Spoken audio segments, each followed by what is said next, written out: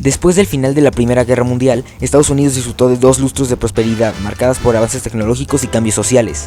Entraron en un periodo sin precedentes de auge económica, magia tecnológica y despertar cultural, conocido como los rugientes años 20. Durante este periodo, la economía se expandió a una velocidad vertiginosa. La riqueza general del país se duplicó con creces entre 1920 y 1929, cuando todos, desde los magnates hasta los meseros, invirtieron dinero en el mercado de valores. La demanda de los consumidores se disparó a medida que los automóviles, los teléfonos, las películas, las radios y dispositivos novedosos se convirtieron en elementos básicos de la vida cotidiana. Un nuevo sonido llamado jazz cambió el panorama del entretenimiento. Las formas geométricas y los colores atrevidos del Art Deco se pusieron de moda. El surgimiento cultural e intelectual del Renacimiento de Harlem nació y prosperó. Una creciente industria de los medios ha convertido a celebridades en dioses modernos como Babe Ruth, Louis Armstrong, F. Scott Fitzgerald y Charles Lindbergh. Quizás el signo más perdurable de los rugientes años 20 fue la flapper, una nueva mujer moderna y joven. Se distinguían por llevar falda corta, no usar corset, conducir, fumar, lucir pelo corto, maquillarse mucho y escuchar y bailar música no convencional, y que bebía aguardiente en bares clandestinos. Ella se deleitaba con sus nuevas libertades. El primer mes del año, día 17 de 1920, y el 18 de agosto del mismo año, se otorgó a las mujeres el derecho al voto. Tal panorama encapsuló estos 2 eventos históricos que marcaron el inicio de la década: la aprobación de la ley Volstead y el derecho al voto. Como lo expresó David E. Kibig en su libro Vida diaria en los Estados Unidos, 1920-1940, la introducción de la prohibición nacional y el sufragio femenino a principios de la década de 1920 creó una fuerte sensación de que la década era un nuevo comienzo para la sociedad estadounidense. Por supuesto, la década no fue una celebración para todos.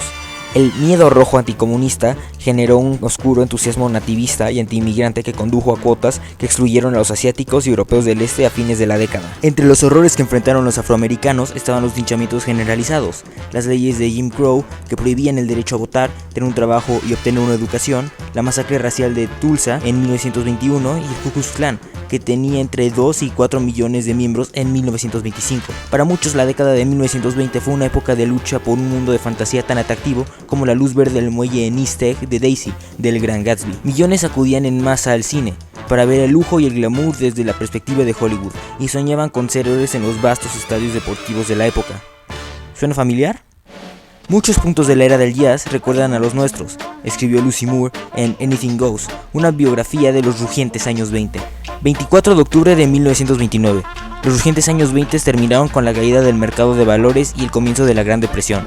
La celebración había terminado. Pocos momentos históricos han provocado cambios tan profundos en la vida estadounidense como los años 20, que se describieron alternativamente como felices, locos, violentos, tumultuosos o rugientes. Eso es lo que significa literalmente The Roaring Twenties. Una época en la que, aún atormentado por las contradicciones y tensiones internas provocadas por fenómenos como la ley seca o el Ku Klux Klan, Estados Unidos se consagró como la primera potencia mundial.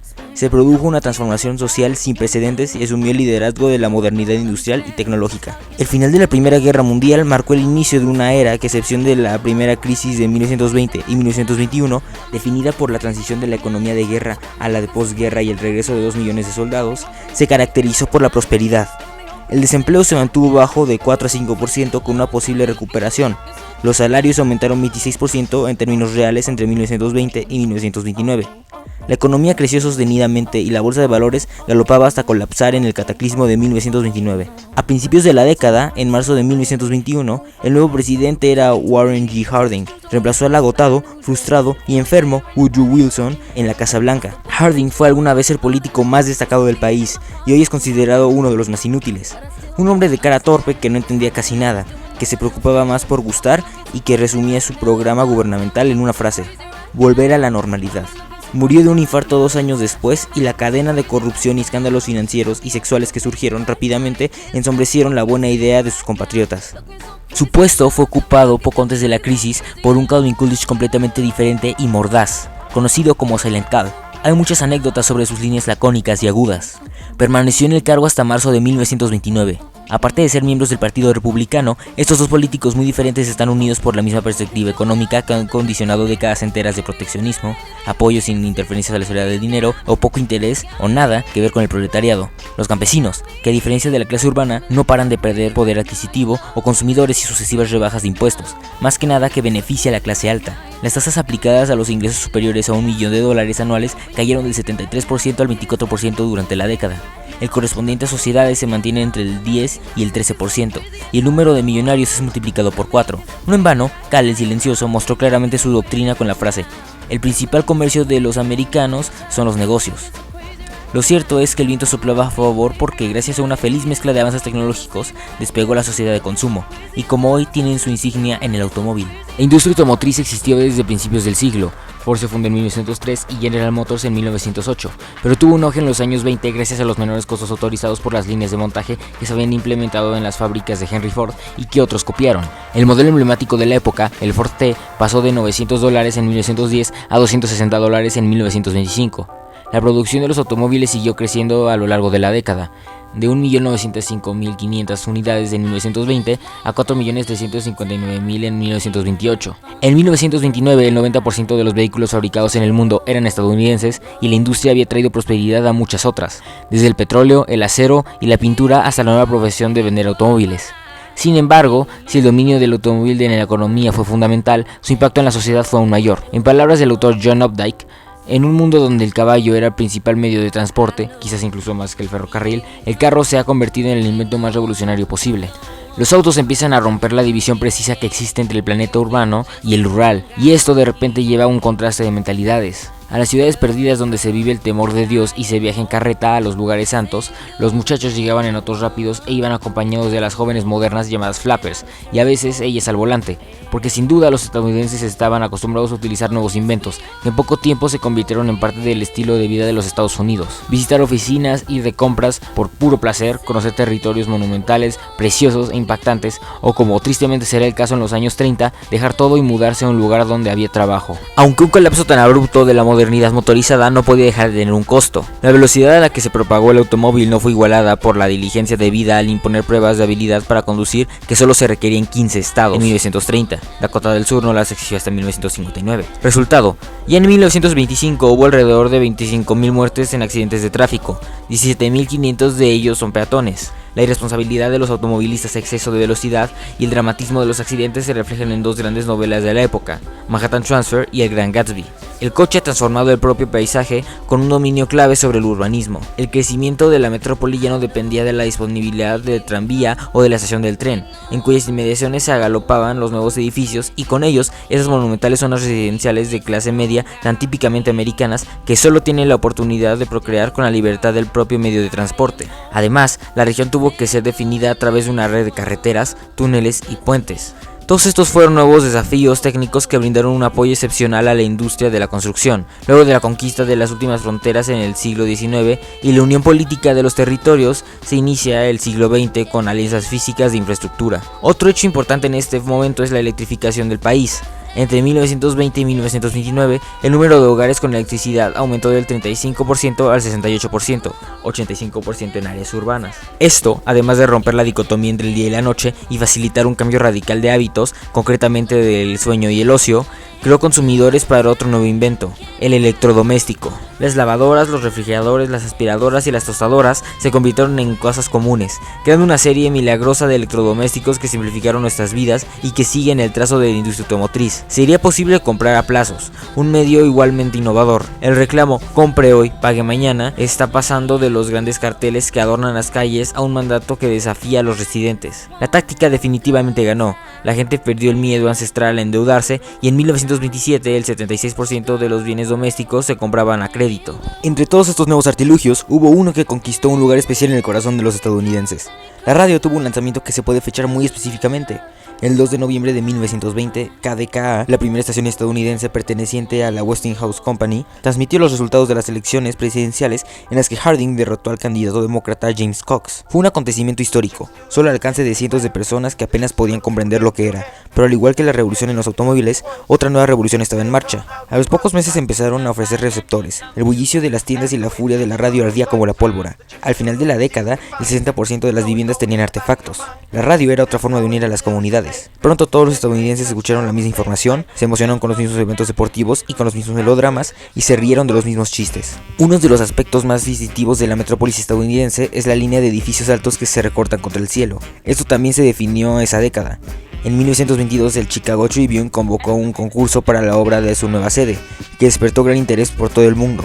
Se presentaron 263 proyectos de 23 países diferentes, que fueron presentados al público y permitieron la visita de 25.000 personas en tan solo un mes. El resultado fue la Tribune Tower, 36 pisos, 141 metros de altura, de estilo neogótico, inaugurada en 1925. Fue una especie de punto de partida de las obras, cuya altura fue creciendo a la medida que la tecnología lo hacía posible. El edificio Chrysler en Nueva York, 77 pisos, 319 metros, construido en 1930, Art Deco, fue el más grande del mundo durante un año hasta que el Empire State Building en 1931, con 102 pisos y 381 metros, sin integrar la antena, le arrebató el título. Sin duda el edificio más icónico de Nueva York. Fue inaugurado en plena Gran Depresión, por lo que tardó en ser rentable.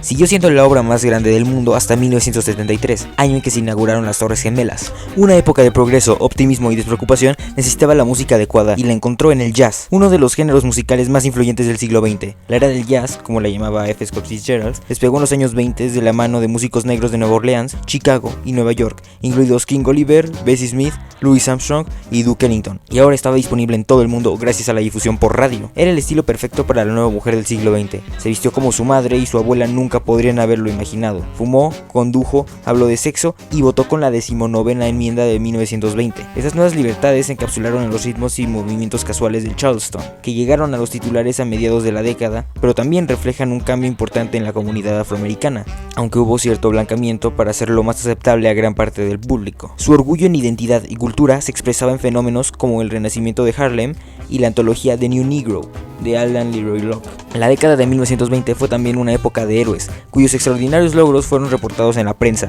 la radio y las películas de todo el país. Babe Ruth, uno de los más grandes jugadores de béisbol de todos los tiempos, que anotó 6 home runs en 1927 y estableció el récord de 34 años. Johnny Weissmuller, atleta y actor estadounidense de ascendencia austríaca, quien dio vida a Tarzán en la pantalla grande, como nadador luego de ganar 5 medallas olímpicas.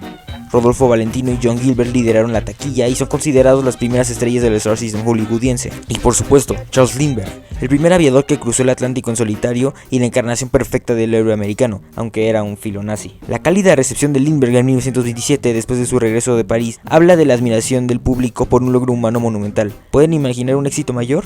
Que se tradujo rápidamente en la industria y en el comercio. Pan Am se formó ese mismo año. No hace falta decir que la pasión por la aviación encarna la creencia de la década en progreso de superar los límites y buscar nuevos horizontes. Pero este avance estadounidense, por su propia naturaleza, plantea otra preocupación. La década de los 20 también fue el apogeo del Ku Klux Klan, con 2 a 4 millones de miembros, controlando la política en 7 estados y organizando decenas de miles de meetings encapuchados en Washington. También fue la época en la que John T. Scopes fue juzgado en Tennessee por mostrar la teoría de la evolución de Darwin, las ejecuciones de Sacco y Vanzetti, y el cierre permanente de la frontera a los inmigrantes de origen indeseado, árabes, asiáticos, europeos del este, etc. El famoso punto de fusión, sociedad multiétnica, ya no permite la mezcla. En el verano del año 27, el teórico Calvin Coolidge hizo el sorpresivo anuncio de que ya no se postularía para un cargo público. Su correligionario, Herbert Hoover, ganó las elecciones de marzo de 1929 prometiendo un pollo en cada olla y un auto en cada garage. Pero la economía cambió en agosto de ese año y comenzó a mostrar signos de recesión. El 3 de septiembre, el índice Dow Jones alcanzó un máximo histórico de 381.7 puntos. Tardaron 25 años en recuperarlo. Luego, en el mes y medio entre altibajos hasta el 24 de octubre, los inversionistas decidieron que era hora de tomar ganancias y venderlo todo de una vez. El llamado Jueves Negro comenzó con un 11%, cayó al inicio de la negociación y solo se recuperó parcialmente gracias a una reunión de emergencia de los principales bancos que decidieron actuar de manera conjunta. No ayudó. La siguiente semana sería Lunes Negro y Martes Negro. Las pérdidas continuaron hasta noviembre, cuando parecía haber comenzado una recuperación, pero en abril de 1930 Wall Street comenzó a caer de nuevo, sin detenerse hasta alcanzar su punto más bajo, 41.22 puntos, el 8 de julio de 1932. El desplome bursátil sumió al país y al mundo en la Gran Depresión, con consecuencias impredecibles. Todavía hay una diferencia en cuanto a qué causó el desastre y la probabilidad de evitarlo. Las inversiones especulativas y las burbujas de mercado de valores juegan un papel importante en esto, con una regulación laxa y un fraude generalizado. Además, las crecientes desigualdades, los políticos han mostrado una indiferencia despiadada, impiden que partes de la sociedad accedan a todas las noticias y estimulan la economía con la forma en que gastan su dinero. La dependencia de los pasaportes impidió que Hoover interviniera.